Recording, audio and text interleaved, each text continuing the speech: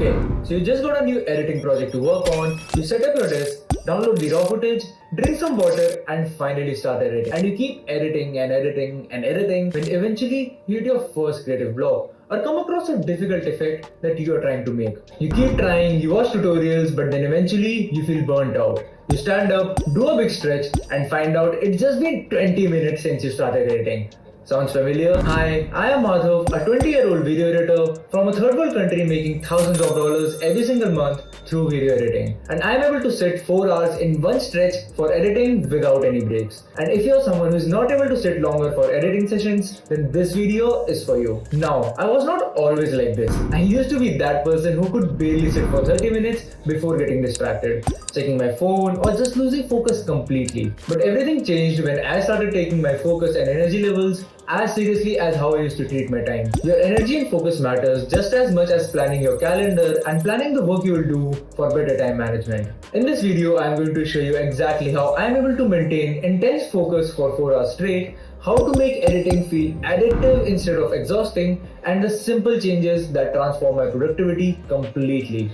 So without wasting much time, let's dive in. Part 1. Why long editing sessions even matter? Before we get into the how, let's talk about why you should even care about sitting longer for editing sessions. And it's pretty simple. If you can easily sit for 6 hours rather than 2, obviously you can do more work and earn more money. It's basic maths. But it's not just about the quantity of hours. It's about something way more powerful called flow state. You know that one time you sat down to work and you were so focused that you didn't even see the time. And when you finished the work, you saw that you had been working for 3 hours non-stop without even realizing it.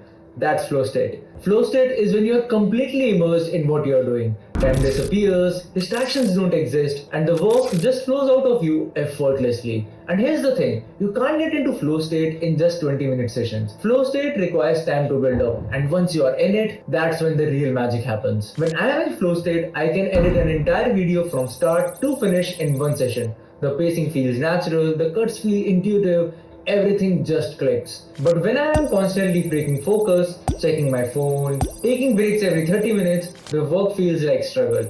Every edit feels forced, every decision takes forever, and what should take 2 hours ends up taking 6. So long editing sessions aren't just about doing more work, they're about doing better work in less time. A focused 4-hour session will get you more work done than a distracted 8-hour day. That's the power of flow state. Part 2. How to enter flow state and deep work. Alright, so now you understand why flow state matters. But how do you actually get into it? How do you go from being distracted every 20 minutes to being locked in for 4 hours straight? Let me tell you what I do and you can adapt this to your own routine. First, I have a specific place where I sit to do my work. Not my bed, not the couch, not random spots around the house. One specific place that my brain associates with deep work. And no one can come and interrupt me there. This is crucial because your environment needs to support focus, not fight against it. Then before sitting down to work, I have a double shot espresso. Now you don't need to do coffee if you don't drink it, but the point is to have some kind of ritual that signals your brain, okay, it's time to work now. It's like that switch that tells my body we are about to enter focus mode.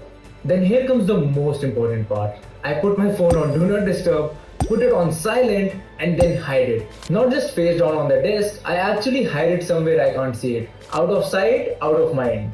Then next, I make sure to close WhatsApp, Slack, or any tabs that take my energy and attention. Email closed, social media closed, even YouTube tutorials that I think I might need later closed. If I need a tutorial during the session, I'll search for it then. But I'm not keeping 15 tabs open just in case.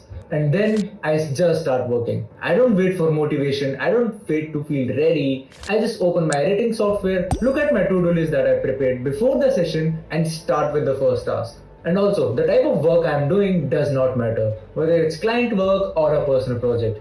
Whether it's editing a reel or a long form video. The process is the same. I have my to-do list ready, I know exactly what needs to get done and I just execute. And honestly, the first 15 to 20 minutes might be a bit rough. Your brain is still settling in, you're still fighting the urge to check your phone or switch tasks. But if you push through this initial resistance, something magical happens. You start getting into the rhythm, the edit starts flowing, and before you know it, you are in flow state. Part 3. low dopamine activity, and this is the secret weapon. Now, even with the perfect setup and the right environment, there will be moments during your editing sessions when you feel uneasy or restless. Maybe you hit a creative block, maybe you're trying to figure out a complex effect, or maybe you just need a mental reset. This is where most people mess up. They grab up their phone, they check Instagram, they watch a YouTube video, they text a friend, and boom, flow state is destroyed. Getting back into focus after that is like starting from zero again. So what do you do instead? Use what I call low dopamine activities. When it gets uneasy for me to work, I drink water. That's it. Just a sip of water gives my brain a break without pulling me out of focus. Or sometimes I spam tap my table with my fingertips. Sounds weird, but this little fidgeting activity gives my hands something to do while my brain is in the processing mode. And if I really need a break, I'll go for a 1 minute walk, just a bit outside and come back real quick. No checking messages, no interaction with anyone, just a quick physical reset to get the blood flowing. Did you see? All these activities have one thing in common. They are boring. They don't give you a dopamine hit. They don't stimulate your brain with some new information. They are just simple, mindless actions that let your mind reset without destroying your focus. Compare this to checking your phone. When you check your Insta or WhatsApp, your brain gets flooded with dopamine. New messages, new posts, new information. And now your brain wants more of that. High stimulation content, right? Going back to editing after that feels boring and difficult because you have just given your brain something way more exciting. This is why low dopamine activities work so well. They give you a tiny break without making your actual work feel boring by any comparison. Part 4. What to absolutely avoid. Okay, now let's talk about what you need to avoid if you want to maintain 4-hour editing sessions. First and obviously your phone. I cannot stress this enough, your phone is actually the number one focus killer. Even if it's just sitting on your desk face down, your brain knows it's there. You will have the urge to check it, to see if anyone texted or just scroll Insta for just 2 minutes. So just hide it, put it in another room, give it to someone else, do whatever you need to do to remove the temptation completely. Second, music with lyrics. Now this is controversial because some people swear by working with music. But here's the thing, if the music has lyrics, your brain is processing language while trying to focus on editing. That's cognitive load that you don't need. If you must have some audio, use instrumental music or white noise. But honestly, I edit in complete silence most of the time. Third, anything that requires your brain to make decisions that aren't related to your work. Should I eat now? Should I reply to this message? Should I even watch this video? Every small decision drains your mental energy. This is why I prepare my to-do list before I start. This is why I hide my phone, why I close all unnecessary tabs. I am removing decision making so my brain can focus 100% on the editing. And here's something I learned the hard way. Even small breaks to eat a meal can destroy your focus. Many times when I decided to take a break to eat something in the middle of my session, I was never able to get back to work with the same intensity for the same amount of hours. Your environment matters too. If I'm not in my usual workspace or didn't have my coffee, or if there are people around who might interrupt me, I know my focus won't be the same. This is why I am so strict about my setup. It's not about being rigid. It's about optimizing for deep work. Part 5. Focus is achieved through subtraction, not addition. Here's the key principle that changed everything for me. Focus is achieved through subtraction, not addition. Most people think they need to add things to be more productive. They need the perfect playlist, the perfect desk setup, the perfect productivity app, the perfect note-taking system. And they spend more time optimizing their setup than actually working. But real focus comes from removing things. Remove your phone, remove social media, remove music with lyrics, remove notifications, remove the ability for people to interrupt you. For those 4 hours, nothing exists except the work. No messages, no calls, no emails, no browsing, no quick breaks to check what's happening online.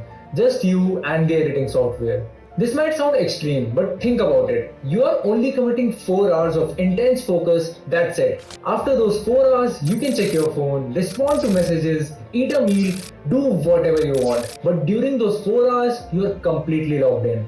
And when you do this consistently, something amazing happens. Your brain starts to crave those deep work sessions.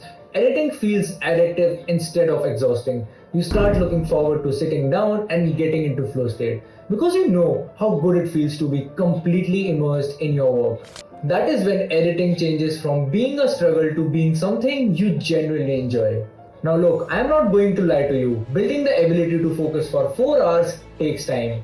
If you can barely sit for 30 minutes right now, don't expect to suddenly do 4 hours tomorrow. Start with 1 hour of intense focus, then push it to 90 minutes, then 2 hours, and then gradually build up your focus stamina. But the difference this will make in your productivity and your earning potential is massive. When I could only focus for 30-minute sessions, I was constantly stressed, constantly behind on deadlines, and my work quality was average at best. Now that I can do 4-hour deep work sessions, I get more done in one day than most editors get done in a week.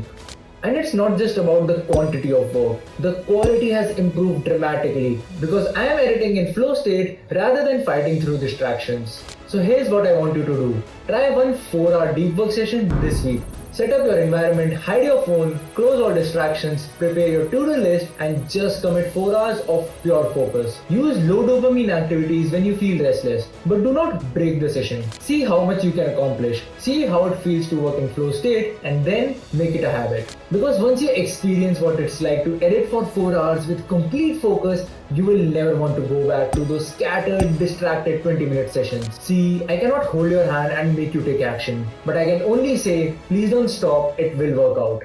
Peace.